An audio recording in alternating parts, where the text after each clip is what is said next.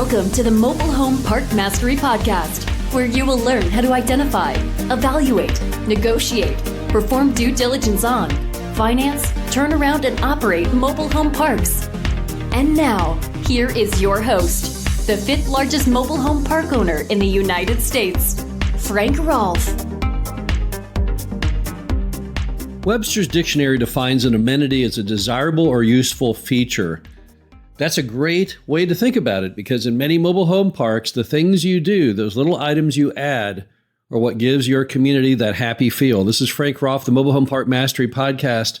We're going to be talking all about inexpensive amenities, things that any park owner can do to really make the quality of life higher for the residents and their property. We'll start off with the category of things which are either free or very close to free, and the first item would be a newsletter. A newsletter is such a simple item to produce. All it is basically one 8.5 by 11 sheet of paper, typically front and back if you do it by printed form, or any length you want in the form of an email.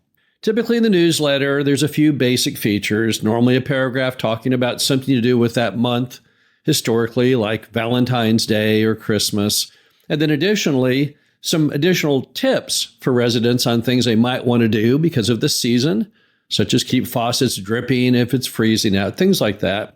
And then there's a whole another level of customization you can do. You can put recipes in it. You can acknowledge people who won awards in school. You can do whatever you really like to do.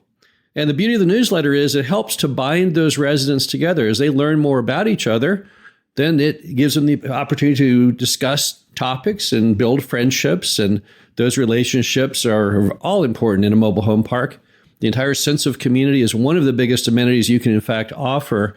And often you can jumpstart that simply by doing a newsletter. If you say, well, I don't know how to write a newsletter, well, you'll be shocked if you go online of how many services are offered out there at an insanely low price point to produce a newsletter for you.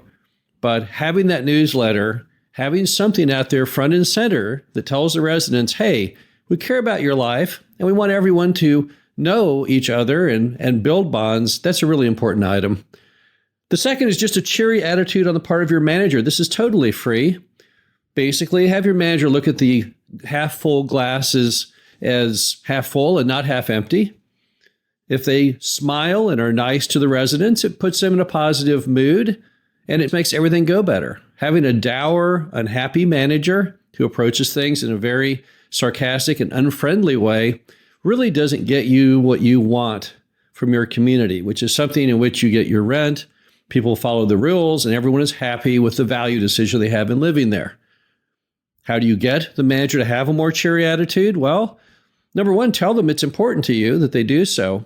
Another good way to do it is to go ahead and direct your phone line, the incoming calls, through such services as Who's Calling, or if you have Rent Manager VoIP, so you can listen to the recorded messages of what your manager tells people. And then finally, have a helpline in your community, which allows residents to know what's really going on. And going on to the helpline, that is next in our list of nearly free items any community owner can do. What is a helpline? Well, it's nothing more than a dedicated number coupled with an email address that residents can call when there's a problem. So they can either email you or they can phone. You don't have to live answer it. It can go to voicemail. The voicemail should be transcribed and the number also notated. And this allows residents to reach you if they are unhappy. Now, you don't get a whole lot of calls on them, contrary to what you may think. We've had one for years now. You'd be shocked at the low volume because in a well-running community, there's virtually none.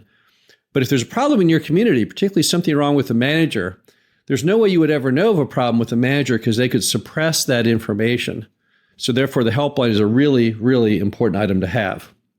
Next item is a company uniform. It doesn't have to be much. I'm not talking a blazer and a special hat.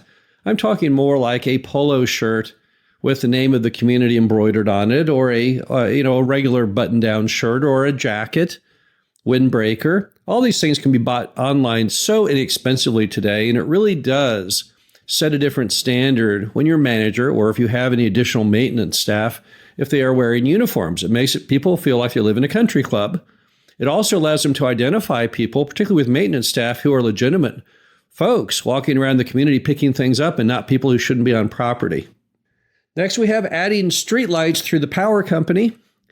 Now, often when you buy a community, you can go, if you like, to the power company and have them add additional streetlights. And many will do this at no cost to you. The only cost will be a regular monthly bill, which is surprisingly low for the benefit of having that streetlight, particularly at the entrance of your property. If you have residents who are going down the road, have to turn in, it's really hard to see where to turn if it's really dark at the entrance. And often, if you can add a nice streetlight right there at the entrance, a bright one powered by regular electricity, not solar, we're going to get to solar here in a second, then that gives the residents the ability to know where to turn, and it makes their driving safer and generally happier. Next, an information bulletin board at the office. We love these things. Imagine a bulletin board with a protective plexiglass cover so no one can get in and tamper with what goes in it. And you can basically put that right by the office or by the mailboxes, and you can put information in that theme to the season. So there's a bit of creativity that goes with it. But you could also put information in it regarding homes for sale or any other information you feel the residents would like to know. So those are a lot of amenities there that you can do for next to nothing as far as cost. But what if we go up a notch up to around $500 and under? What can we do then? Well, let's see. First thing you could do is you could do a Yard of the Month Club. This almost falls under the near zero, but it's all going to depend on how much you want to give out as far as the prize. Now, in a typical Yard of the Month Club contest format, you have a sign made up that says Yard of the Month, and then whichever resident has the best looking yard for that month, they win the award, and typically some form of cash prize. How much you want to set the cash prize for, that's up to you. Many community owners like $50, so it will cost them $50 or $600 a year to do the Yard of the Month contest, but you don't have to necessarily pay that much. People are happy just to have the notoriety of winning, but it seemingly makes it run smoother and seems a little more glorious when you do give them some form of money.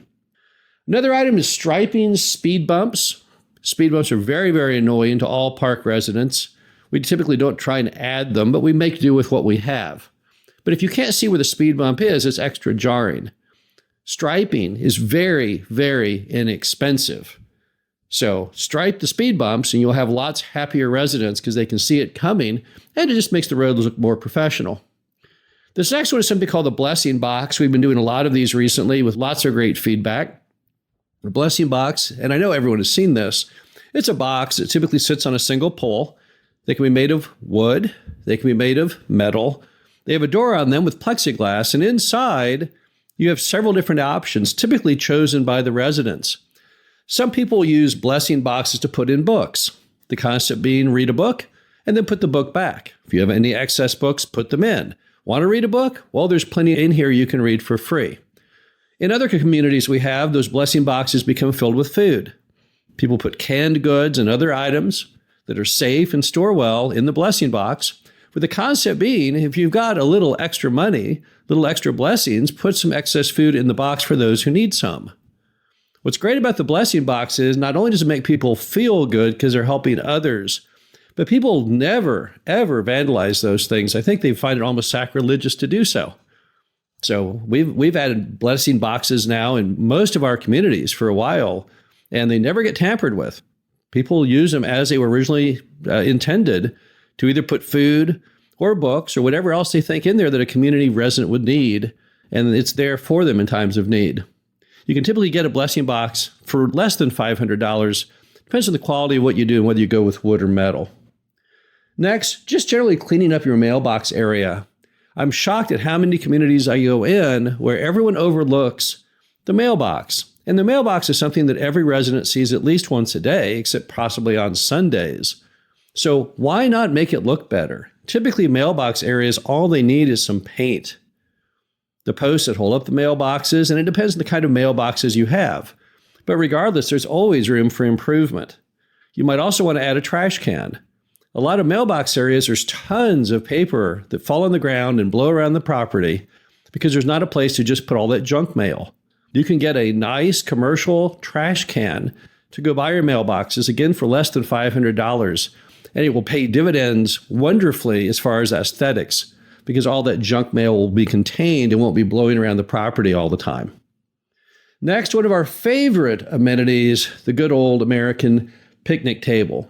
We find that residents prefer this amenity to almost all others. You put a picnic table in any mobile home park on any vacant lot or green area, and you will have lots of people using it. It's fun for people of all ages to use. They can eat there, they can draw pictures there, they can simply sit there and converse. They can sit there and converse while children run around playing in the background. So picnic tables are great. Now, picnic tables may cost you a little more than $500 based on the kind you buy. If you look online, you'll see there's many, many options. You need to buy ones that are commercial grade, typically made out of some form of resin or metal. But those picnic tables, if properly maintained, will last a long time. But yes, they might cost you a little more than $500, maybe up to $700 to do so. However, if you're going to put in picnic tables, another great amenity for under $500, and this one costs less than $500, is the outdoor charcoal grill. The commercial grade, the kind you see that the National Park Service use, the kind that you find in almost any dedicated roadside stop along the highway. Those grills give people the ability to cook outdoors, and what a wonder that is for most people. In fact, an RV industry study done years ago found the number one amenity, the number one pleasure of most people in RV parks was just outdoor grilling of food. So by putting that in your property, what are you going to get? Lots of happy residents. They're going to use that thing all the time, and it fits in perfectly with that picnic table addition. Next, let's replace all those ugly, hideous, rusted road signs inside the property with new ones on beautiful PVC posts with nice matching PVC caps. Moms and Pop's Angle Iron Street Sign series is not a winner. Rip it out. You can buy the signs, whether they be speed limit signs, what other signs, stop signs.